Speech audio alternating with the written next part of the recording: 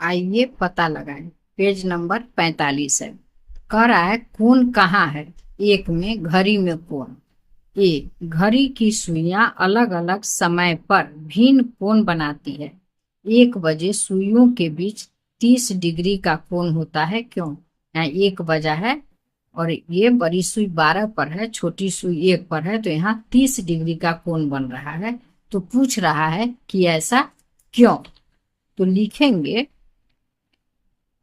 एक घड़ी में 12 घंटों में 360 डिग्री का पूरा वृत्त होता है। इसलिए दो क्रमागत संख्याओं के बीच का कोण बराबर हो जाएगा 360 डिग्री बटा 12। अब 12 से जब इसको काटेंगे तो हो जाएगा 12 तिया 36 और 1 0 30 डिग्री, तो बराबर 30 डिग्री। अब लिखेंगे 1 बजे मिनट की सुई 12 पर और घंटे की सुई 1 पर होती है। इन दोनों के बीच केवल एक खाने का अंतर है, इसलिए कोण बराबर 80 डिग्री उसका आंसर हो गया। प्रश्न बी में कह रहा है 2 बजे कोण कितना होगा और 4 बजे 6 बजे। तो लिखेंगे 2 बजे मिनट की सुई 12 पर और घंटे की सुई 2 पर है। दो खानों का अंतर है, यहाँ देखिए यहाँ 2 पर है तो 2 खाना 1, 2 खाना का अंतर, तो उसी को लिखे हैं 2 खानों का अंतर है, 12 से 1 और 1 से 2, इसलिए कोण बराबर 2 गुने 30 डिग्री। तो अब 30 में 2 का गुना करेंगे तो 60 हो जाएगा, तो 60 डिग्री आंसर। अब है 4 बजे, 4 खानों का अंतर है, यहाँ देखिए 4 बजे तो 4 यहाँ बजा तो 1 2 3 4 खाने का अंतर है, तो हो जाएगा 4 बजे 4 खानों का अंतर है, इसलिए कोण बराबर 4 गुने 30 डिग्री बराबर 4 तिया 12 120 डिग्री आंसर। एक और इसमें है 6 बजे, तो 6 बजे यहाँ 6 बज रहा है तो 1 2 3 4 5 6 खानों का अंतर हो गया, तो 6 बजे लिखेंगे 6 बजे 6 खानों का अंतर है, इसलिए कोण बराबर 6 गुने 30 डिग्री। तो हो गया 6 12 छतिया 18, यहाँ 118 और 1 0 है तो 180 डिग्री इसका आंसर होगा। प्रश्न सी में कह रहा है घड़ी की सुइयों द्वारा बने अन्य कोणों को ढूंढिए। तो घड़ी के सुई द्वारा बना कोण ढूंढना है, तो 5 बजे ढूंढते हैं, तो यहाँ लिख सकते हैं, ये अपने मन से आप कोई भी टाइम का लिख सकते हैं। तो चलिए लिखते हैं 5 बजे सुइयों के बीच का कोण बराबर 5 गुने 30 डिग्री, तो बराबर हो जाएगा 5 तिया 15, तो 115 और 1 0 है तो 0 बैठा देंगे तो 150 डिग्री आंसर। अब लिखते हैं 7 बजे सुइयों के बीच का कोण बराबर, तो फिर हो जाएगा 7 गुने 30 डिग्री, तो बराबर 7 तिया 21, 21 1 0 तो 210 डिग्री आंसर। अब मान लीजिए निकालते हैं 8 बजे, तो 8 बजे सुइयों के बीच का कोण बराबर 8 गुने 30 डिग्री बराबर 8 का 16 तिया 24 और 1 0 है तो 240 डिग्री। इस तरह से जो भी प्रश्न पूछा जाए जितने समय का निकालने का, तो उसमें 30 का गुना कर करके उसका डिग्री निकल जाएगा कि कितने डिग्री का कोण बन रहा है। अब है प्रश्न 2 में कह रहा है एक दरवाजे का कोण।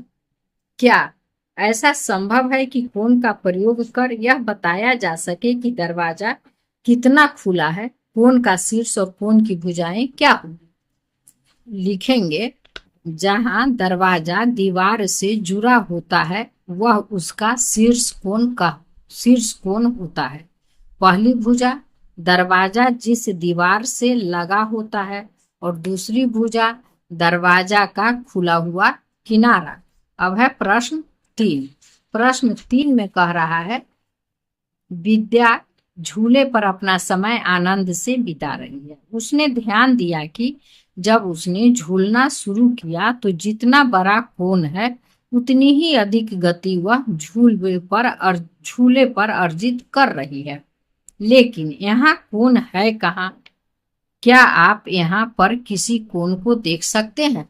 तो उत्तर में लिखेंगे हाँ, हम यहाँ पर किसी कोण को देख सकते हैं, क्योंकि जब बच्चा झूले पर आगे या पीछे जाता है तो झूले की रस्सी कोण बनाती है। बच्चा जितना ऊंचाई पर जाता है कोण उतना ही बड़ा बनता है। ये बच्चा झूल रहा है, या जितना बच्चा ऊपर जाएगा कोण उतना बड़ा बनेगा, जितना नीचे आएगा कोण उतना छोटा बनेगा। प्रश्न 4, यहाँ एक खिलौने के दोनों ओर तिरछे तख्ते लगे हैं। जितना अधिक कोण या तख्ते का झुकाव होगा उतनी ही तेजी से गेंद लुढ़कती है। क्या कोनों का प्रयोग तख्तों के झुकाव के वर्णन में किया जा सकता है? प्रत्येक कोण की भुजाएं क्या होंगी? कौन सी भुजा दिखाई देगी और कौन सी नहीं? तो उत्तर में लिखेंगे हाँ, कोनों का प्रयोग तख्तों के झुकाव के वर्णन में किया जा सकता है। उसके बाद लिखेंगे, पहले उतना लिख लेंगे फिर लिखेंगे, तिरछे तख्ते के झुकाव को समतल फर्श या क्षैतिज रेखा के सापेक्ष कोण द्वारा मापा जा सकता है। जितना बड़ा कोण होगा उतना ही अधिक झुकाव होगा और गेंद उतनी ही तेजी से लुढ़केगी। प्रत्येक कोण की भुजाएं। अब लिखेंगे, कोण की एक भुजा तख्ते की तिरछी सतह होगी, कोण की दूसरी भुजा फर्श की समतल सतह या एक क्षैतिज रेखा होगी। तख्ते की तिरछी सतह वाली भुजा दिखाई देगी और फर्श की समतल सतह वाली भुजा नहीं दिखाई देगी। अब है प्रश्न 5। प्रश्न 5 में कह रहा है, नीचे दिए गए चित्रों का अवलोकन कीजिए जिनमें एक कीट एवं उसकी घुमाई गई स्थितियां दी गई है। क्या घूर्णन घुमाव की मात्रा बताने के लिए कोणों का उपयोग किया जा सकता है? यदि हाँ तो कैसे? कोण का शीर्ष बिंदु और उसकी भुजाएं कौन सी होंगी? संकेत कीट को छूकर जाती हुई क्षैतिज रेखा को देखिए। यहाँ कीट है, घोंघा है और यह कैसे घुमा हुआ है। यहाँ एक कीट है, इसको देखिए। तो लिखेंगे पहले हाँ, यहाँ से लिखेंगे हाँ, घूर्णन की मात्रा बताने के लिए कोणों का उपयोग किया जा सकता है।